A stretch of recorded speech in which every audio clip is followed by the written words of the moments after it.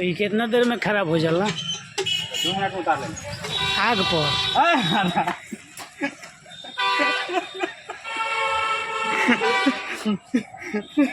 ये कोनो बात ना हो। तो ये आग पर खराब हो जाला माने कच्चा ना नु रहेला। हम ही बात ना रुआ से पूछा नहीं, ना जी हमनी ना सीख लेम। ना ठीक बा ठीक बा ठीक बा माने 1 सेकंड में। जी जी जी अब आ गई नहीं यहाँ के अपन दुकान पर, ताकि मेरा कल पर काम होत रहला। अब आ गई दुकान पर, उ चढ़ी आगे में मटेरियल डाल के आगे बनावल जाई।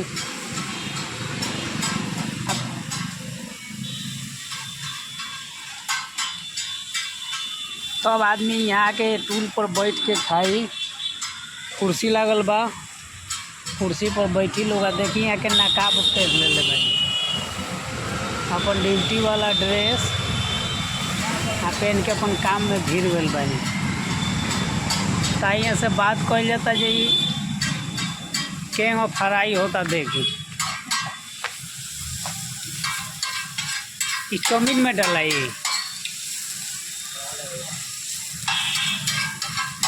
कि बर्गर बनता।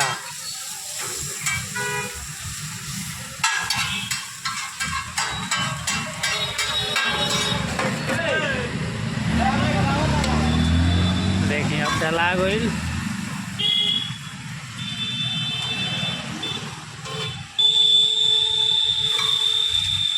इहो एगो बहुत बड़ा कला बाजी।